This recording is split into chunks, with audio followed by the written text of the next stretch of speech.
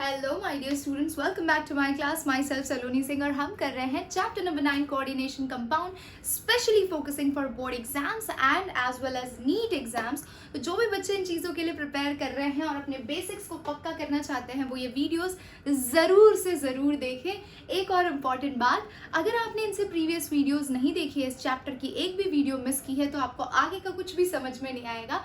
तो please make sure go and check out the playlist of coordination compound. Watch the previous 4 video lectures based on IUPAC nomenclature, based on oxidation number, coordination number, based on the introduction, so that you can understand it better. तो चलिए शुरू करते हैं हमारा आज का session. Yes, शान, धीमन, प्रशांत, रोमिल. अच्छा मुझे ये बताओ, आज के सेशन के लिए रेडी हो या नहीं हो? जल्दी बता दो, जल्दी से बता दो, जल्दी से बता दो. कमेंट सेक्शन में क्विकली फुल एनर्जी होनी चाहिए. इससे प्रीवियस के 4 वीडियो लेक्चर्स देखे हैं कि नहीं देखे? आपको IUPAC नोमेनक्लेचर इस चैप्टर का आया है कि नहीं आया? इन सभी सवालों के जवाब मुझे चाहिए कमेंट सेक्शन में. जीशान, तन्नू, सोहम, वेट्स, मन्नू, जल्दी बता दो. आया आया मैम, आया. अरे वाह ईशान, क्या बात है. तो मैं यही चाहती हूँ, अब जो आपको कोऑर्डिनेशन कंपाउंड की 4 चीजें आ गई है. आपको ऑक्सीडेशन नंबर निकालना आ गया है, आपको कोऑर्डिनेशन नंबर निकालना आ गया है, आपको IUPAC नोमेनक्लेचर निकालना आ गया है, मतलब नेम करना आ गया है. नेम के बेसिस पे स्ट्रक्चर बनाना भी आना चाहिए. तो दोनों ऑपोजिट वाली प्रैक्टिस 11 ईयर्स, वो जो प्रीवियस मैंने आपको दिया था, प्रीवियस 11 ईयर्स की MTG जो है उसमें से सॉल्व करना स्टार्ट कर दो. आपके कॉन्सेप्ट धड़ल्ले से क्लियर हो जाएंगे. NCERT क्वेश्चन भी किए नोमेनक्लेचर के. ईशान, सब समझ में आया? शबाना ने MTG खत्म किया या नहीं किया? प्रशांत ने किया या नहीं किया? तनु ने किया या नहीं किया? रोमिल ने किया या नहीं किया?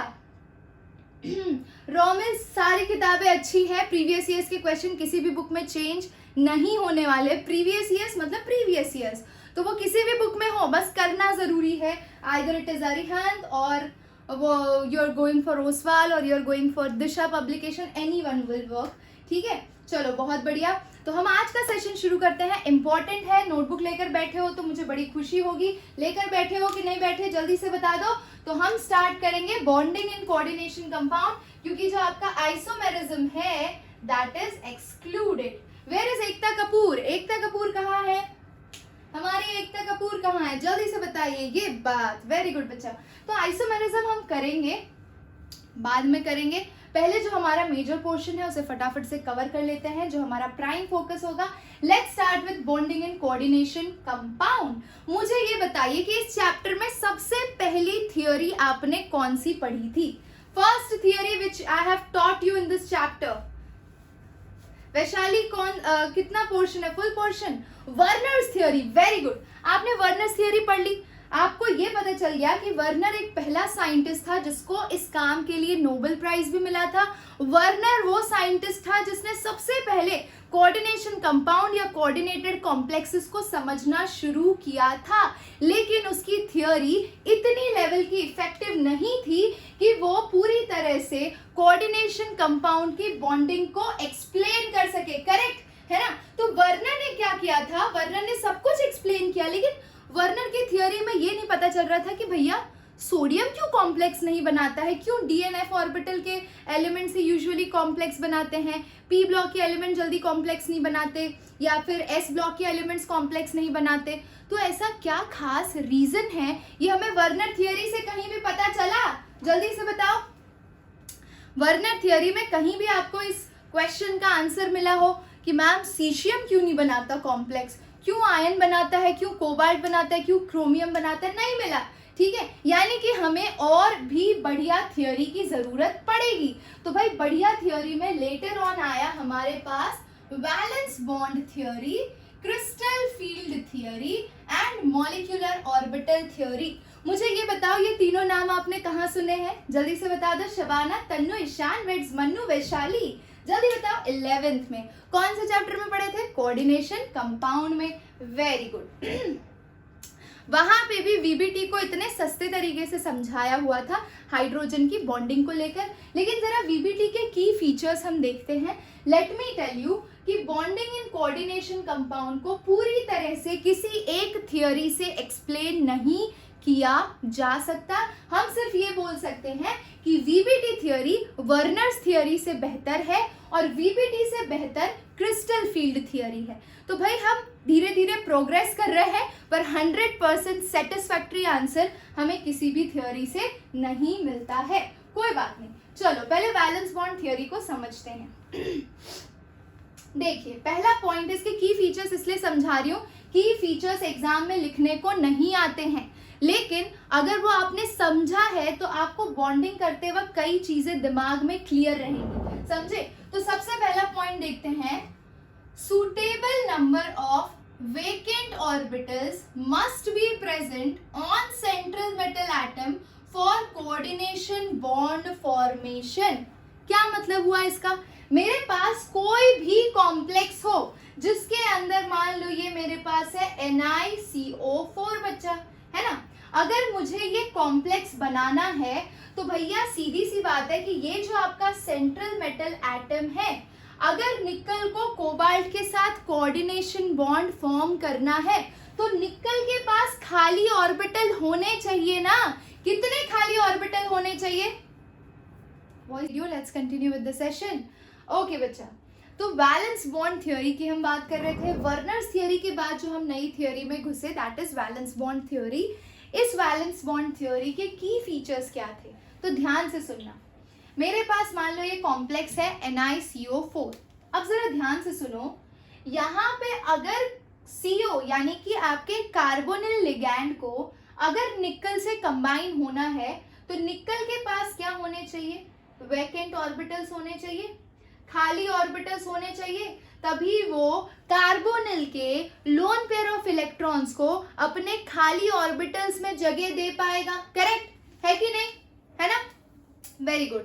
तो सबसे पहला इसेंशियल पॉइंट कि suitable number of vacant orbitals central metal atom के पास होने चाहिए ताकि वो अपने लिगैंड के साथ कोऑर्डिनेशन बॉन्ड फॉर्म कर सके। ये पहला पॉइंट हो गया। चलिए दूसरे मुद्दे पे आते हैं।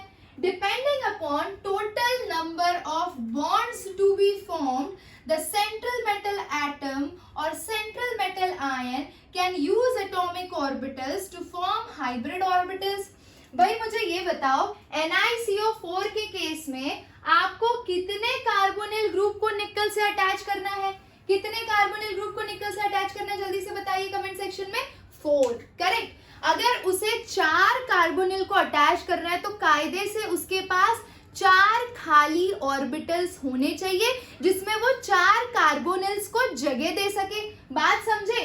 तो कितने बॉन्ड बनाने हैं उसके बेसिस पे आपका जो निकल है it can use its own atomic orbitals. 4 बनाने तो 4 यूज करेगा, 5 बनाने तो 5 यूज करेगा। समझ गए? है ना। CO4 नहीं, CO3 2- बच्चा ईशान। हम आएंगे strong field and week field ligand. ये आपको वीबीटी थ्योरी से नहीं पता चलता, ये आपको CFT थ्योरी से पता चलता है। वीबीटी थ्योरी में अभी तक जो पॉलिंग था, देखो वीबीटी थ्योरी किसने दी थी? हमारे पॉलिंग साइंटिस्ट ने दी थी। और यहाँ तक अभी ये नहीं पता था कि कौन सा लिगैंड स्ट्रॉन्ग है, कौन सा लिगैंड वीक है। लिगैंड स्ट्रॉन्ग या वीक है ये आपको CFT थ्योरी में पता चला। ठीक है, तो अभी हम उस टॉपिक पे बात नहीं करेंगे Ishan Dhiman, we will take it in the next class. Let's come to the third point. Okay, hybrid orbitals can overlap with those ligand orbital that can donate electron pairs for bonding। अगर आपको 4th chapter 11th standard का याद है तो आपको पता होगा क्या होता था वहां पे। अगर सिग्मा बॉन्ड फॉर्म करना है, पहले तो हाइब्रिड ऑर्बिटल किसको बोलते हैं ये सबको पता है या नहीं पता है? पहले ये बताओ, क्यों हम बनाते हैं, क्यों हम हाइब्रिडाइजेशन कैरी आउट करते हैं? How many of you know the answer? Hybridization क्यों कैरी आउट किया जाता है बताओ जल्दी से। अगर मुझे CH4 में कार्बन और हाइड्रोजन के 4 बॉन्ड बनाने हैं तो मुझे हाइब्रिडाइजेशन की जरूरत क्यों पड़ती है? Anybody knows the answer? Vaishali, very good very good. देखो स्टेबिलिटी एक बहुत इंपॉर्टेंट फैक्टर होता है। देखो क्या हो रहा है कि यहाँ पे जो कार्बन का ऑर्बिटल है बच्चा और यहाँ पे जो हाइड्रोजन का ऑर्बिटल है, इन दोनों की एनर्जी डिफरेंट है। करेक्ट है ना। ये 1s ऑर्बिटल वाला है और कार्बन का आप इलेक्ट्रॉनिक कन्फिग्रेशन लिखेंगे तो आपको पता चल जाएगा कि उसके लास्ट शेल या लास्ट इलेक्ट्रॉन की बात कर ले तो वो पी में जाता है, करेक्ट। तो हम ये बोल सकते हैं दोनों की एनर्जी लेवल बहुत ही ज़्यादा डिफरेंट है, ठीक है। अगर मुझे बॉन्ड स्ट्रॉन्ग रखना है तो मुझे हमेशा दोस्ती बराबरी में करनी चाहिए। अगर आपको बॉन्ड स्ट्रॉन्ग रखना है तो आपको दोस्ती बराबरी में करनी चाहिए, यानी कि इसकी और इसकी दोनों की एनर्जी अगर इक्विवेलेंट होगी तो जो बॉन्ड फॉर्म होगा वो ज़्यादा स्ट्रॉन्ग और स्टेबल होगा। यस और नो, जल्दी से बताओ, है ना, करेक्ट है ना। तो यही प्रॉब्लम है। अगर मैं कार्बन के हाइब्रिड ऑर्बिटल की बात करूं तो उसकी एनर्जी, उसका रंग ढंग, उसका शेप सब कुछ अलग है, और हाइड्रोजन का उसका भी एकदम अलग है। तो सीधी सी बात है बच्चा कि अगर मैं ऐसे कंडीशन में इन दोनों के एटॉमिक ऑर्बिटल को ओवरलैप कराती हूँ तो बॉन्ड इतना स्ट्रॉन्ग नहीं होगा। तो हम क्या करते हैं, हम कार्बन के ऑर्बिटल को लेते हैं। ध्यान से सुनना, हाइब्रिडाइजेशन क्या होता है एकदम शॉर्ट में समझाती हूँ, ठीक है। आपने क्या किया, कार्बन का ऑर्बिटल ले लिया, पी ऑर्बिटल, इधर से हाइड्रोजन का ऑर्बिटल ले लिया, दूसरे हाइड्रोजन, तीसरे हाइड्रोजन, चौथे हाइड्रोजन, जितने आपको बॉन्ड फॉर्म कर रहे हैं सबके ऑर्बिटल लिए, यू मिक्स किया, ऐसे इमेजिन करो, यू मिक्स किया, और फिर आपने 4 नए ऑर्बिटल जनरेट किए जिसकी एनर्जी भी सेम है, जिसका शेप भी सेम है, सब इक्विवेलेंट है। अब बताओ अगर वो ओवरलैपिंग करेंगे तो बॉन्ड स्ट्रॉन्ग फॉर्म होगा या नहीं होगा, है कि नहीं, समझ रहे हो। जब आप क्या करते हो, अलग अलग नियर अबाउट एनर्जी वाले ऑर्बिटल्स को इंटरमिक्स करके नए ऑर्बिटल्स बनाते हो, जिसे हम हाइब्रिड ऑर्बिटल्स बोलते हैं, जिसकी एनर्जी, जितने भी ऑर्बिटल, मान लो आपने 4 एटॉमिक ऑर्बिटल लिए ना तो आपके 4 हाइब्रिड ऑर्बिटल जनरेट होंगे। ये चीज ध्यान में रखना जरूरी है। ये सारे कॉन्सेप्ट्स आपके 4th चैप्टर के हैं, मैं यहाँ पे इसलिए रिपीट कर रही हूँ क्योंकि यहाँ पे भी वीबीटी थ्योरी है। तो सिंपल सी बात है कि हाइब्रिडाइजेशन करना बहुत इंपॉर्टेंट है। It makes the bond stronger, hybrid orbital से बॉन्ड ज्यादा स्ट्रॉन्ग बनता है rather than simple overlapping of the orbital. Is it clear to all of you, ठीक है। तो ये पॉइंट हमारा खत्म हुआ, यानी कि 3rd पॉइंट हमारा कह रहा है कि hybrid orbital can overlap with those ligand orbital that can donate electron pair for bonding। यानी ये आपका निकल है, निकल का जो भी हाइब्रिड ऑर्बिटल होगा वो किसके साथ ओवरलैप करेगा बच्चा, आपके लिगैंड के साथ। और जब वो ओवरलैपिंग करेगा तो लिगैंड क्या होता है, लिगैंड इलेक्ट्रॉन डोनर है या इलेक्ट्रॉन एक्सेप्टर, जल्दी से बता दो। लिगैंड इज इलेक्ट्रॉन डोनर और इलेक्ट्रॉन एक्सेप्टर, अरे बताओ जल्दी से, वैशाली, तनु, एकता, कपूर, ईशान, धीमन। डोनर है, वेरी गुड। तो भाई जब आपका निकल का हाइब्रिड ऑर्बिटल लिगैंड के कांटेक्ट में आके ओवरलैपिंग करेगा तो लिगैंड अपने इलेक्ट्रॉन इसके खाली ऑर्बिटल में देगा। ये एक की फीचर हुआ। चलो नेक्स्ट पॉइंट, ये सारी चीजें और क्लियर होती जाएंगी। जो मैंने स्टेटमेंट्स बोले ना, ये सब एकदम दिमाग में ऐसे फिक्स हो जाएंगे जैसे ही हम एक क्वेश्चन सॉल्व करेंगे ये वाला, ठीक है। So don't worry. Let's come to 4th point.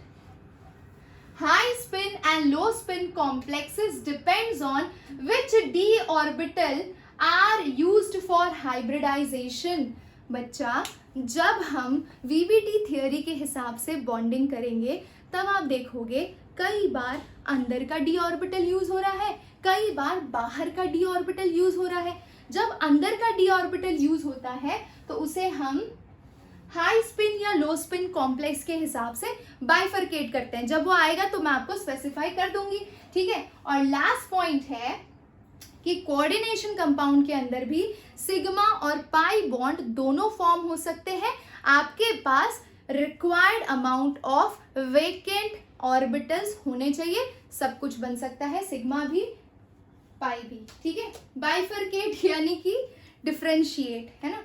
High spin क्या होता है, लो स्पिन क्या होता है, ये सब समझेंगे। I hope you all are ready. Let's start with the first question. Can you write down the structure for the first case? जल्दी से बताइए, जल्दी से बताइए, जल्दी से बताइए। है हेक्सामाइन क्रोमियम 3 लिख सकते हो? तो मैं जरा लिख के बताती हूँ आपको इस क्वेश्चन को कैसे करना है। अगर आपको कहा गया कि इसमें आपको बॉन्डिंग एक्सप्लेन करनी है तो आप कैसे करेंगे, है ना। चलो आ जाओ। देखो ध्यान से, जिसने नोमेनक्लेचर किया है उसकी नजर यहाँ पर होनी चाहिए। ओके, हेक्सा अमाइन यानी कि लिगैंड कौन सा है, ये NH3 कितनी बार है, हेक्सा यानी 6 time. Then you have chromium बच्चों, क्रोमियम इन +3 ऑक्सीडेशन स्टेट। आपको पता है ये कैसा लिगैंड है आपका, न्यूट्रल लिगैंड है, यस और नो, जल्दी से बता दो। अरे हो कि नहीं क्लास में, Ishan, yes, Vaishali, Tannu, very good. Okay, तो भाई ये तो न्यूट्रल लिगैंड है, तो अगर ये +3 ऑक्सीडेशन स्टेट में है तो आपके पूरे कॉम्प्लेक्स पे +3 चार्ज आएगा, क्योंकि ये +3 है तो पूरे कॉम्प्लेक्स का +3 होगा, क्योंकि इसका तो 0 होगा क्योंकि ये न्यूट्रल लिगैंड है, करेक्ट। ओके, अब ये आपका स्ट्रक्चर हो गया। यानी कि अगर आप क्रोमियम की बात करो, सिंपल सिंपल क्वेश्चन पूछ रही हो, आंसर करना और नोटबुक में लिखते जाना। क्रोमियम का नॉर्मल एटॉमिक नंबर बताओ। What is normal atomic number of chromium? What is the atomic number of chromium, my dear students? जल्दी बताइए। प्रशांत, शबाना, एकता कपूर, सोहम दीक्षित, वेरी गुड, 24 है ना। और इसका एक्सेप्शनल इलेक्ट्रॉनिक कन्फिग्रेशन है, उसमें आप क्या लिखते हैं, 4s1 3d5, करेक्ट। तो ये इसका ग्राउंड स्टेट इलेक्ट्रॉनिक कन्फिग्रेशन हो गया, वेरी गुड। अच्छा, अब हमें पता है कॉम्प्लेक्स के अंदर क्रोमियम आपका +3 ऑक्सीडेशन स्टेट में है, तो हम अब क्या करेंगे, क्रोमियम इन +3 ऑक्सीडेशन स्टेट का इलेक्ट्रॉनिक कन्फिग्रेशन लिखेंगे। जब भी आपको क्या करना है, 3 इलेक्ट्रॉन रिमूव करना है। जब भी आप 3 इलेक्ट्रॉन रिमूव करते हैं, पहला इलेक्ट्रॉन पहले आपको s ऑर्बिटल को खाली करना है, फिर d को खाली करना है, समझे। s पूरा 0 हो जाए फिर d में से इलेक्ट्रॉन निकालोगे। तो मुझे बताओ यहाँ पे इलेक्ट्रॉनिक कन्फिग्रेशन कितना होगा 3 इलेक्ट्रॉन निकालने के बाद। Let's see who is going to give the answer first. Fastest fingers first. क्या बात है, क्या बात है। तो ये हो गई यहाँ पे गलती हमारी एकता कपूर से। 3d3 होगा। क्यों 3d3 होगा, क्योंकि s में यहाँ पे एक इलेक्ट्रॉन है, तो पहला इलेक्ट्रॉन आपने s से निकाला तो इट विल बिकम 4s0 और यहाँ पे 3d3। टोटल आपने कितने इलेक्ट्रॉन निकाल दिए बच्चों, 3 निकाल दिए। नहीं समझ आया तो जरा मैं इसको इलाबोरेट करके दिखाती हूँ, ठीक है। ये देखो, ये हो गया आपका 3d5, 1 2 3 4 एंड 5, ठीक है। और ये आपका 4s1, ठीक है। अब आपने इसके अंदर इलेक्ट्रॉन भर के रखे हैं 1 2 3 4 5, ये 3d हो गया, ये 4s हो गया, ठीक है। अब आपको ग्राउंड स्टेट इलेक्ट्रॉनिक कन्फिग्रेशन लिखनी है। फिर से आपने इस तरह से इनके ऑर्बिटल्स बनाए, ध्यान से देखिएगा, बिल्कुल भी डिफिकल्ट नहीं है ये, ठीक है। s में से इलेक्ट्रॉन निकालो और 2 d में से निकालो तो कितना बचेगा। अब किसी को कोई डाउट, किसी को कोई doubt. 3d3, very good very good very good. Okay बच्चा, अब जरा ध्यान से देखिए, हमारे पास लिगैंड कितने हैं, छक्का है, मतलब छक्का मतलब 6 है, हेक्सा है, ठीक है। अब 6 लिगैंड है तो आप इन्हें किस तरह से अटैच करेंगे। इन्हें अटैच करने के लिए हमें 6 वैकेंट सेंट्रल मेटल आयन के ऑर्बिटल चाहिए, 6 वैकेंट ऑर्बिटल चाहिए होंगे, ठीक है। 3d3 4s0, यस सोहम, लिखा ही है ना 4s0 3d3, लिख सकते हो, yes, no problem no problem. Okay चलो आ जाओ। तो अब जरा हम देखेंगे कि हम क्या कर सकते हैं। तो क्रोमियम इन +3 ऑक्सीडेशन स्टेट, अब देखो मैं किस तरह से बनाऊंगी। ये हो गया आपका 1 2 3 4 5, ये हो गया आपका 3d, ये हो गया 4s, और 4s के बाद कौन सा ऑर्बिटल आता है बच्चों, 4p। तो जो हमने स्टेटमेंट पढ़ा था उसके हिसाब से हमने क्या बोला था कि sufficient number of vacant orbitals होने चाहिए सेंट्रल मेटल एटम के पास, और वो जितने लिगैंड होते हैं उसके हिसाब से बॉन्ड फॉर्मेशन करता है, करेक्ट। तो भाई हमारे पास यहाँ पे Cr+3, तो ये 3 इलेक्ट्रॉन तो इसमें ऑलरेडी है। अब मेरे पास 6 NH3 है, तो एक को मैंने यहाँ पे भेज दिया, वैकेंट ऑर्बिटल में भेजना है आपको, ठीक है। तो ये अपने लोन पेयर दोनों के दोनों इधर डाल दिए, इसने अपने दोनों इधर दे दिए, इसने अपने दोनों इधर दे दिए बच्चों, इसने अपने दोनों इधर दे दिए, और इसने अपने दोनों इधर दे दिए। टोटल कितने अपने अमोनिया एडजस्ट कर लिया, 1 2 3 4 5 ही किया। एक और करो तो ये हो गया 6, करेक्ट। लिगैंड ने इलेक्ट्रॉन डोनेट कर दिए, समझे ना, एकदम खतरनाक वाला। अब देखो इसके हिसाब से हम ये बोल सकते हैं कि यहाँ पे जो डी ऑर्बिटल आपने यूटिलाइज किया वो इनर डी ऑर्बिटल है। कई बार कई सारे कॉम्प्लेक्स में क्या होगा कि 4p के बाद जो नेक्स्ट 4d एनर्जी लेवल आता है उसके डी ऑर्बिटल यूटिलाइज होते हैं। तो जब 4p के बाद 4d वाला यूटिलाइज हो तो वो आउटर डी कॉम्प्लेक्स होता है, और जब ये अंदर वाला डी ऑर्बिटल यूटिलाइज हो रहा है तो ये इनर डी कॉम्प्लेक्स हुआ। और अच्छे से समझ में आएगा, एक और एग्जांपल कराऊंगी, लेकिन इसके बेसिस पे आपको क्या पता चला, ये D2 हो गया, S का 1 हो गया और P के 3 हो गए, D2sp3, ये क्या हो गया इसका हाइब्रिडाइजेशन। समझ गए, एकदम खतरनाक वाला। हाँ जी, D2sp3 इसका हाइब्रिडाइजेशन हो गया। अब मुझे बताओ, अगर किसी ने पूछ लिया आपको कि इसकी मैग्नेटिक प्रॉपर्टी क्या होगी, मैग्नेटिक प्रॉपर्टी, तो पैरामैग्नेटिक डायमैग्नेटिक दो ही ऑप्शन होता है। तो यहाँ पे कितने अनपेयर्ड इलेक्ट्रॉन्स दिखाई दे रहे हैं आपको, 3 अनपेयर्ड इलेक्ट्रॉन्स दिखाई दे रहे हैं। तो ये स्पीशीज कैसा हो गया, पैरामैग्नेटिक इन नेचर। बोलो समझ गया, एकदम खतरनाक वाला, अच्छा वाला समझ में आ गया। अच्छा, आपको ये भी पता है, जब मैंने आपको पॉलीहेड्रॉन डायग्राम समझाया था तब मैंने आपको बोला था कि 3, 4, 5, 6 ऑर्बिटल्स इन्वॉल्व है। मुझे बताओ इसमें शेप कैसा आएगा, which type of shape you are expecting in this complex. जी हाँ, जल्दी बताइए। तन्नू वेड्स मन्नू, जीशान, ईशान, प्रशांत, एकता कपूर। अरे 6 होते हैं तो कितना होता है, ऑक्टाहेड्रल होता है कि नहीं होता। तो यहाँ पे भी ऑक्टाहेड्रल होगा, खत्म। मैम ये p ऑर्बिटल इसके पास पहले से ही थे, बाद में लिए हैं। p ऑर्बिटल तो बच्चा खाली है।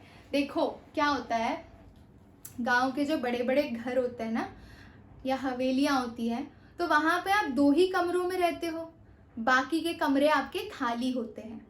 वो बाकी के कमरे कब भरे जाते हैं, जब कोई मेहमान आता है, ठीक है। तो वैसी ही सिचुएशन यहाँ पर है, क्रोमियम +3 ऑक्सीडेशन स्टेट में है, तो उसने अपने 3 ऑर्बिटल खुद के इलेक्ट्रॉन रखने के लिए यूज किए हैं। अब उसके पास 6 मेहमान हैं, तो उसे 6 वैकेंट ऑर्बिटल्स प्रोवाइड करने पड़ेंगे ताकि वो मेहमान अपना सारा सामान अंदर रख सके, यानी कि उनके दोनों इलेक्ट्रॉन्स। करेक्ट।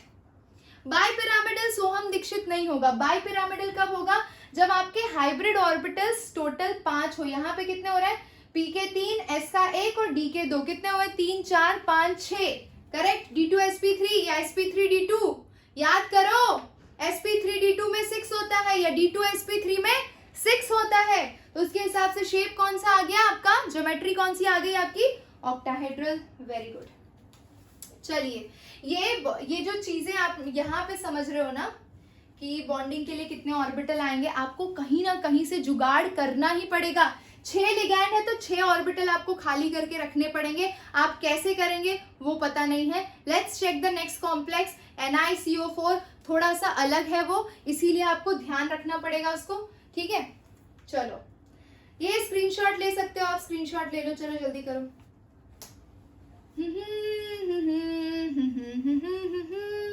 ले लिया स्क्रीनशॉट बच्चों। शबाना आजमी, एकता कपूर, वैशाली धीमन टना। अच्छा, कितने बच्चों ने डोरेमोन वाला सॉन्ग मिस किया मेरा, किसी ने बोला ही नहीं अब तक मैम गाओ है। कोई बात नहीं, ये बात वैशाली ने मिस किया है बस। मेरी तो रोज क्लास भी नहीं होती थी। We met after 20 long days. हाँ, आई वॉज लाइक, मैं अच्छी भली वहां क्लास ले रही थी, कहाँ आ गई हूँ।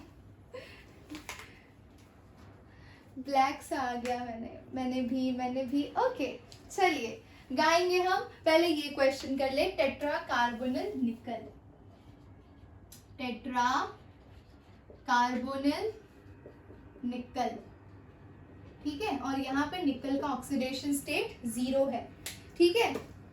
यस बच्चा, I am a pure Bihari, है ना। कायदे से वैसे हमारा गांव बॉर्डर पे आता है, लेकिन वो बॉर्डर बिहार में ही है, ठीक है। बॉर्डर के बाद जो एकदम नियरेस्ट फर्स्ट स्टेशन होता है, मैं वहां से हूँ। Okay, pay attention here. Tetra carbonyl निकल, यानी कि ये आपका निकल सेंट्रल मेटल एटम हो गया, कार्बोनिल यानी CO वो 4 टाइम्स है, ये हो गया आपका कॉम्प्लेक्स। अच्छा, अब निकल का एटॉमिक मास एटॉमिक नंबर बता दीजिए कितना है? 28। इलेक्ट्रॉनिक कॉन्फ़िगरेशन क्या हो जाएगी? 4s2 3d8, correct. यहां तक किसी को कोई डाउट? बिल्कुल नहीं होना चाहिए। अब देखिए, क्योंकि ये एक न्यूट्रल लिगैंड है, यानी कि निकल का ऑक्सीडेशन स्टेट 0 है, यानी कि इसका ग्राउंड स्टेट और excited state electronic configuration same ही रहने वाला है। यहाँ पे हमें कुछ भी चेंज करने की जरूरत नहीं है। तो भैया हम यहाँ पे स्ट्रक्चर बना लेते हैं। ये हो गया 3D, ये हो गया आपका 4s, 1 2 3 4 5 और ये 4s हो गया, ये 3D हो गया। चलो इलेक्ट्रॉन भर ले अंदर। तो D में 1 2 3 4 5 6 7 8 और S के अंदर 2 इलेक्ट्रॉन।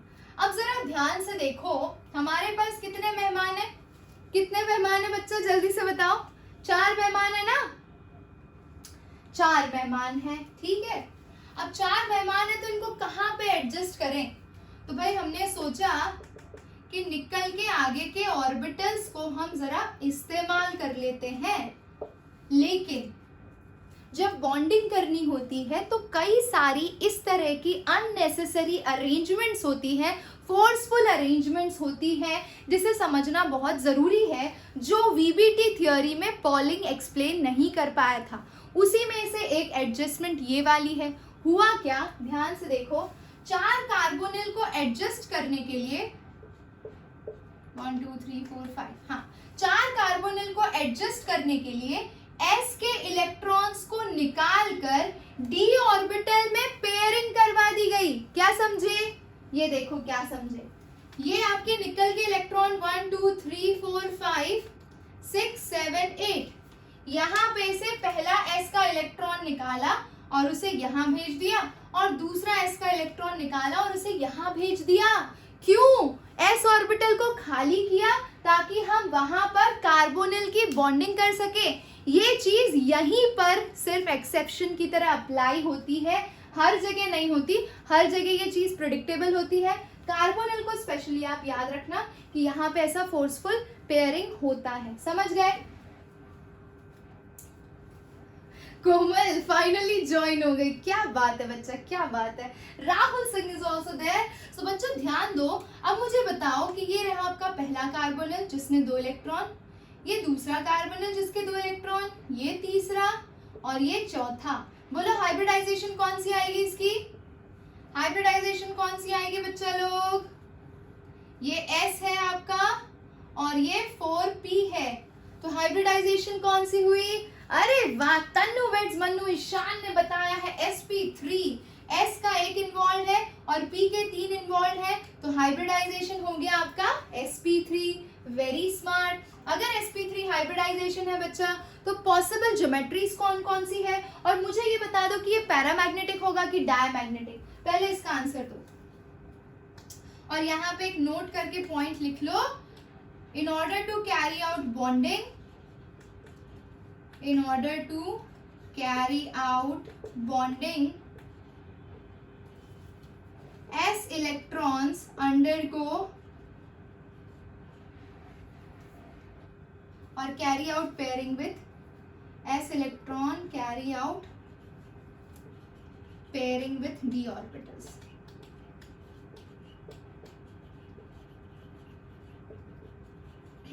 चलो आंसर देखते हैं आप लोगों का। Diamagnetic, very good very good. तो ये क्या हो गया आपका? डायमैग्नेटिक बच्चों, very good very good very good, ठीक है, ओके, बहुत ही बढ़िया। और पॉसिबल ज्योमेट्री क्या हो गई? या तो टेट्राहेड्रल होगी या तो फिर स्क्वायर प्लेनार होगी, करेक्ट। स्क्वायर प्लेनार में भी 4 बॉन्ड होते हैं, टेट्राहेड्रल में भी 4 बॉन्ड होते हैं। समझ गए? Okay, very good. चलो अब एक और कॉम्प्लेक्स लेते हैं। अब आपको खुद ट्राई करना पड़ेगा। पैरा और डाई समझ नहीं आया, कोई दिक्कत नहीं है सोहम। ये देखिए यहाँ पे सारे इलेक्ट्रॉन्स पेयर्ड हैं। अगर सारे इलेक्ट्रॉन पेयर्ड है तो उसे डायमैग्नेटिक कहा जाता है। एक भी इलेक्ट्रॉन अगर अनपेयर्ड हो तो वो पैरामैग्नेटिक होता है। आई होप यू अंडरस्टूड। नहीं, किसी भी कॉम्प्लेक्स में ऐसा नहीं होगा। कार्बोनिल के केस में ये आपने जबरदस्ती वाली जंपिंग देखी। बाकी केसेस में क्या होता है कि there is one spectral series of ligand, ठीक है, वहां पे आपको बता दिया जाता है ये लिगैंड स्ट्रॉन्ग है, तो जब ये लिगैंड आएगा तो पेयरिंग डेफिनेटली होगी। जब वीक लिगैंड आएगा तो पेयरिंग डेफिनेटली, जैसे आपने इलेक्ट्रोकेमिकल सीरीज देखी थी ना इलेक्ट्रोकेमिस्ट्री में कि किसका ऑक्सीडेशन होगा किसका रिडक्शन होगा, वैसे ही यहाँ पे लिगैंड्स को एक सीरीज में अरेंज किया जाता है। कुछ लिगैंड्स स्ट्रॉन्ग होते हैं, कुछ लिगैंड्स वीक होते हैं, लेकिन अभी मैं इस चीज को इसलिए नहीं इंट्रोड्यूस कर रही क्योंकि वीबीटी थ्योरी में ये चीजें क्लियर नहीं थी, ठीक है। Very good, very good, very good. Let's come to the next question. This I think you should try on your own. So the next complex which I'm going to give you, खुद try करियो। Are you all ready? क्या क्या बताना होता है इसके अंदर आपको? हाइब्रिडाइजेशन, उनकी मैग्नेटिक प्रॉपर्टी है ना, और उनकी ज्योमेट्री, करेक्ट, और हाई स्पिन लो स्पिन मैंने बताया नहीं है तो दो एग्जाम्पल के साथ वो भी बता देते हैं। चलिए आ जाइए, एक एग्जाम्पल लेते हैं, बुक का ले लें। यस, ये लो, NiCN4 -2, ये है आपका कॉम्प्लेक्स। चलो नाम क्या होगा पहले इसका ये बताओ। You know the nomenclature, nomenclature बताओ जल्दी से। ओके ईशान, नो प्रॉब्लम, जरूर प्रशांत, ये चाणक्य नीति आएगी, डोंट वरी, बिल्कुल भी टेंशन मत लो। पहले थोड़ा स्लो पेस पे समझ तो लो, तब तो जाके जब मैं फास्ट समझाऊंगी तो तुम्हारे दिमाग में क्लिक होगा बटन, टन टन टन टन टन। पहली बार में नहीं पता होगा तो क्या होगा, कब, बस 2-3 दिनों में लॉन्च होगा, और क्या। NiCN4 -2, नाम बताओ नालायको इसका, जल्दी करो, पढ़ा है ना। टेट्रासाइनाइड निकलेट। ईशान थोड़ी सी मिस्टेक है, क्योंकि आपका साइनाइड, देखो नेम किसको करते हैं पहले आप, लिगैंड को, ठीक है। अगर आपका लिगैंड नेगेटिव है, यानी उसका चार्ज अगर नेगेटिव होता है तो उसके पीछे O लगता है, ठीक है, तो 4 है तो टेट्रासाइनिडो बोलोगे ना, साइनिडो। और क्योंकि ये एक एनायोनिक कॉम्प्लेक्स है इसीलिए मेटल के पीछे क्या लगेगा, निकलेट, समझे ना। ओके चलो बहुत बढ़िया, यहाँ पे -2 है, ये +4 होगा, तो ये कितना हो जाएगा बच्चा लोग, +2, करेक्ट है ना। क्यों ये चीज इंपॉर्टेंट है जाननी, क्योंकि अगर आपको निकल का ऑक्सीडेशन स्टेट नहीं पता चलेगा तो आप किस तरह से इलेक्ट्रॉन निकालोगे। मतलब यहां देखो, निकल ग्राउंड स्टेट में atomic number 28, configuration 4s2 3d8। Complex के अंदर निकल इज इन +2 स्टेट, यानी कि आपको 2 इलेक्ट्रॉन निकालने हैं। ये चीज तभी पता चलेगी आपको जब आपको कोऑर्डिनेशन नंबर, ऑक्सीडेशन नंबर, इन चीजों की क्लैरिटी होगी। समझे कि नहीं समझे, बहुत बढ़िया। तो ये हो गया 4s0 3d8। चलो बहुत बढ़िया, अब आगे करो। कितने मेहमान हैं घर में, पहले हम D बना ले, 1 2 3 4, 1 2 3 4 5, ये हो गया 4s और ये हो गया 4p, ठीक है। Nickel in +2 state, pardon me, sorry, okay. So 1 2 3 4 5 6 7 8, correct. S में 0 और P में 3। चलो बहुत बढ़िया, हमारे मेहमान कितने हैं बच्चों, Cn 4 है, ठीक है। अब 4 है तो अब ये जानना जरूरी है कि Cn आपका वीक फील्ड है या स्ट्रॉन्ग फील्ड लिगैंड है बच्चों। तो लेट मी टेल यू, अब ये इस थियरी में क्लियर नहीं है लेकिन आपको एग्जाम में ये चीज करनी पड़ेगी, तो लिख लो Cn आपका स्ट्रॉन्ग फील्ड लिगैंड है। जहां पे भी स्ट्रॉन्ग फील्ड लिगैंड होते हैं वहां पे क्या होती है, पेयरिंग हो जाती है। क्या होती है बच्चों, पेयरिंग हो जाती है, ठीक है। तो पेयरिंग होगी तो अब क्या होगा, in presence of strong field ligand pairing takes place. ठीक है, पेयरिंग्स टेक्स प्लेस. ओके, तो अब हम पेयरिंग कर देते हैं इसकी. तो अब हमारा कॉन्फ़िगरेशन थोड़ा सा चेंज हो गया और ये स्टेटमेंट आपको लिखना पड़ेगा एग्जाम में भी. ठीक है. ओके, 1 2 3 4 5. चलो पेयरिंग करा दो.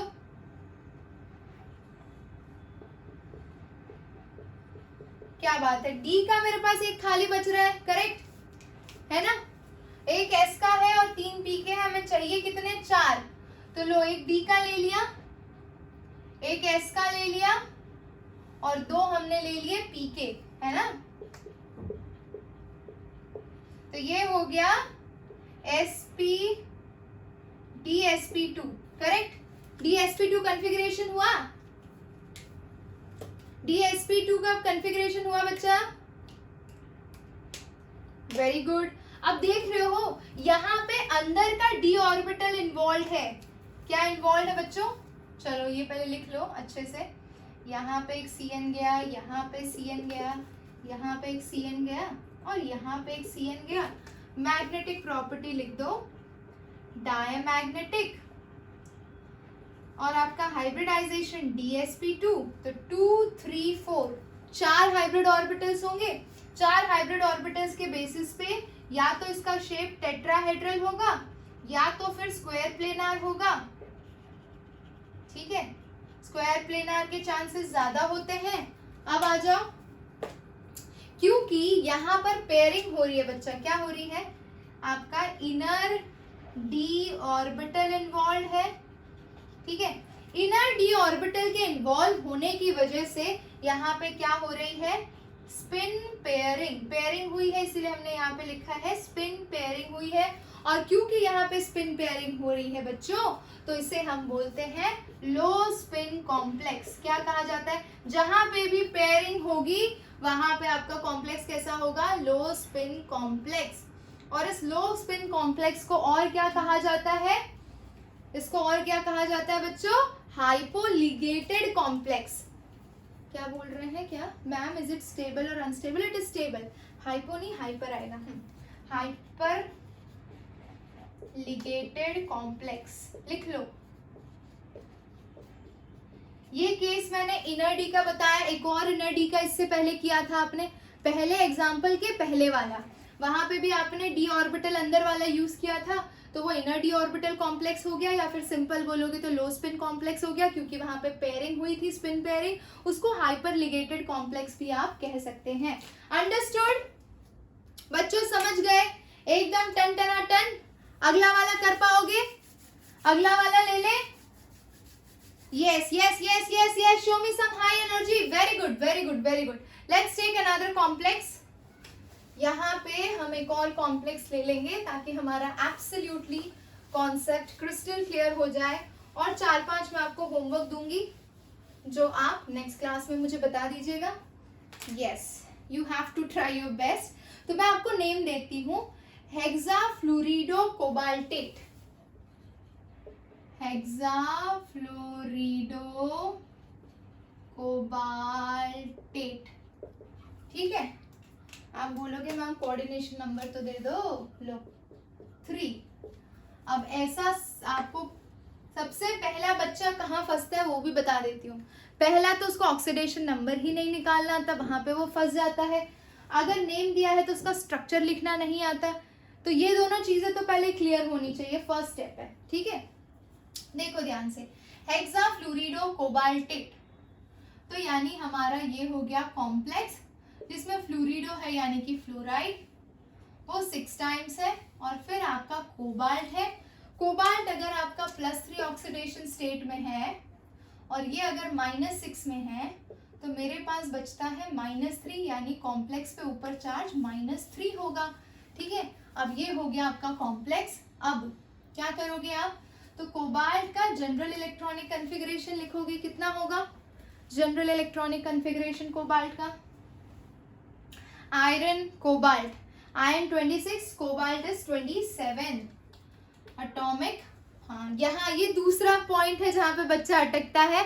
अगर आपको एटॉमिक नंबर याद नहीं है तो आप लटक जाओगे, ठीक है, तो ये दिक्कत हो सकती है, तो ये याद रखना है।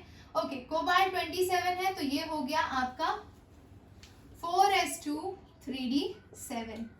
अब क्योंकि कोबाल्ट +3 स्टेट में है तो पहले आप s में से इलेक्ट्रॉन निकालोगे। यहाँ पे बच्चे की दूसरी मिस्टेक होती है, उसको पता नहीं चलता इलेक्ट्रॉन पहले कहाँ से निकालना है। पहले s से निकालोगे फिर d से निकालोगे, दूसरी मिस्टेक बता रही हूँ जो अक्सर बच्चे करते हैं, ठीक है। तो यहाँ से 2 निकाला और यहाँ से 1 निकाला, तो ये 3d6 हो गया, करेक्ट। किसी को कोई डाउट यहाँ तक नहीं होना चाहिए। अब लेट मी टेल यू कि जो आपका जितने भी हैलोजेनिक ग्रुप्स हैं, फ्लोराइड हो या फ्लोरिडो, क्लोरिडो, ब्रोमीडो, आइडिडो, ठीक है, या फिर एक्वा ग्रुप, तो ये सारे वीक फील्ड लिगैंड्स हैं। इनकी प्रेजेंस में पेयरिंग नहीं होती है, आपको लिस्ट मिल जाएगी इसकी CFT थियोरी में, ठीक है। तो ये वीक फील्ड लिगैंड है, तो यहाँ पे आपको पेयरिंग नहीं करनी है। चलिए अब लिखते हैं, ये हो गया 1 2 3 4 5, 1 2 3 4 5, 1 2 3 4 5 6 इलेक्ट्रॉन डाले, ये आपका S और ये आपका P हो गया बच्चा लोग, है ना, ध्यान से देखो। तो ये हो गया 3D, ये हो गया 4S और ये हो गया 4P, बहुत ही बढ़िया। अच्छा, अब तो यहाँ पे पेयरिंग तो होने नहीं वाली, समझ रहे हो, पेयरिंग तो हो नहीं सकती क्योंकि हमारा fluorido is a weak field ligand, fluorido is a weak field ligand, so no pairing takes place, so no pairing takes place, ठीक है। तो अब हमें क्या करना होगा, यहाँ पे पेयरिंग हो नहीं रही, सारे ऑर्बिटल्स ऑक्यूपाइड है, मेहमानों को घर में रखना है, 6 मेहमान है, एक S है, 3 P के हैं, 2 की कमी पड़ रही है, तो हमें अब next orbital, next D orbital को अप्रोच करना पड़ेगा, है ना। अगला D ऑर्बिटल हमें क्या कह रहा है, चीख चीख के अपने मेहमानों को हमारे साथ रखिए। अरे भैया थोड़ा अंदर से बनाते हैं ताकि साफ साफ आपको दिखे, है ना। ओके देखो, 5 1 3 और फिर से 5, ठीक है, 1 2 3 4 5, 1 2 3 4 5, करेक्ट। ये हो गया आपका 3D 4S 4P 4D, है ना। अरे डेटा पैक ओवर मत करो इतनी जल्दी। 1 2, ये देखो अब आपके पास क्या बच रहा है, तो एक मेहमान को आपने यहाँ भेजा, ये लो फ्लोरीन बाबा की जय, ये दूसरा फ्लोरीन, ये तीसरा फ्लोरीन, ये चौथा फ्लोरीन, ये 5वां फ्लोरीन और ये 6ठा फ्लोरीन। तो ये हो गया आपके बॉन्ड फॉर्मेशन में इन्वॉल्व ऑर्बिटल्स। बताओ हाइब्रिडाइजेशन क्या होगी, जल्दी बताओ हाइब्रिडाइजेशन क्या होगी बच्चा लोग। अरे डेटा टाइम पास मत करो, जल्दी से आंसर दो यहाँ पे, है ना।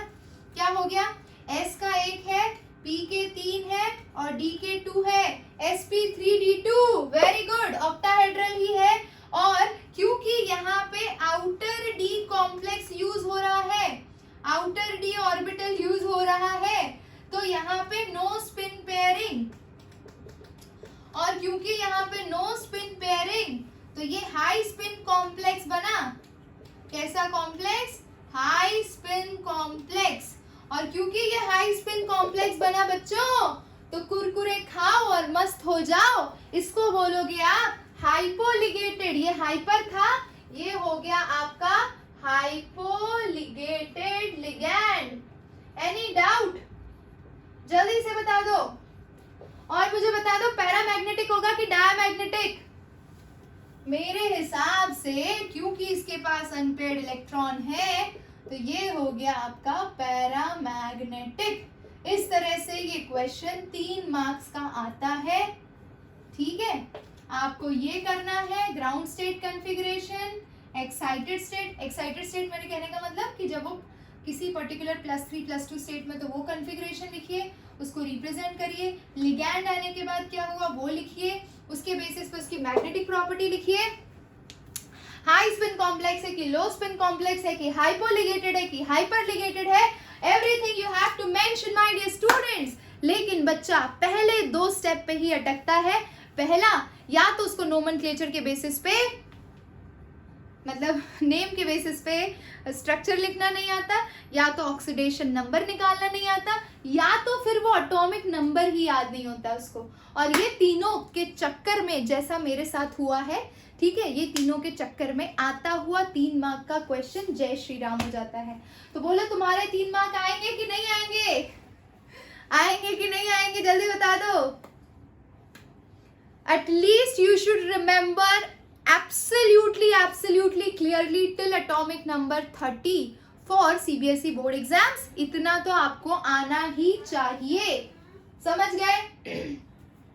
3 मार्क नहीं आए तो फिर शक्ल मत दिखाना, समझे कि नहीं समझे? बहुत मेहनत की है। और आपको क्या करना है, आपको अपनी तरफ से कुछ कॉम्प्लेक्सेस का खुद करना पड़ेगा। मैंने आपको बता दिया है कि कुछ कॉम्प्लेक्सेस ऐसे हैं जिसमें पेयरिंग नहीं होती। घर पे बैठ के ट्राई करो, कल क्वेश्चन का आंसर पूछूंगी, ठीक है?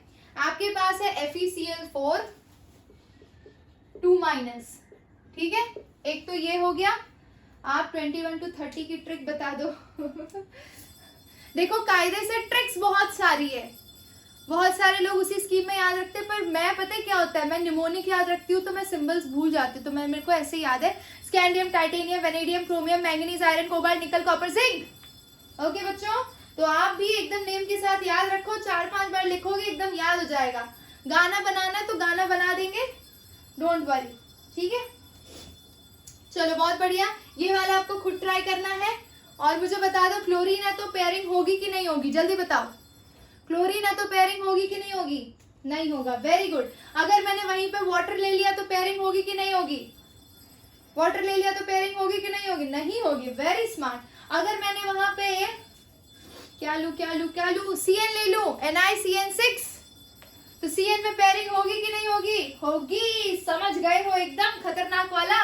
अब जरा बुक के एग्जांपल्स भी देख लेना, आपको एकदम चमका एकदम चमक जाएगा, दिमाग में एकदम सेट हो जाएगा। और इसी के साथ हमने VBT थ्योरी के बेसिस पे बॉन्डिंग को समझ लिया है, लेकिन कायदे से इसकी बहुत सारी लिमिटेशंस है, और लिमिटेशंस VBT थ्योरी की हम डिस्कस करेंगे बच्चों नेक्स्ट क्लास में। और स्टार्ट करेंगे CFT थ्योरी, और देखेंगे क्यों इसको क्रिस्टल फील्ड थ्योरी कहा जाता है, क्या ये क्रिस्टल की तरह चमकता है, क्या इसमें d ऑर्बिटल सभी सेम एनर्जी लेवल पे होते हैं, या फिर इनकी दोस्ती टूट जाती है, और क्या इनकी दोस्ती शेप पे डिपेंड करती है कि मैं ऑक्टाहेड्रल हूं तो मैं नहीं टूटूंगा, मैं टेट्राहेड्रल हूं तो मैं टूटूंगा, और टूटूंगा तो नीचे वाला ऊपर, ऊपर वाला नीचे होगा। ये सब बहुत सारी चीजें हैं। कल का सेशन बड़ा मजेदार होने वाला है, तो मिलते हैं नेक्स्ट क्लास में। Till then take care, love you all, bye bye. मेरा फोन रिंग कर रहा है, अरे नालायको, इस टाइम कॉल मत किया करो, रिकॉर्डिंग पे होता है। गई सारी रिकॉर्डिंग, चलो बाय बाय।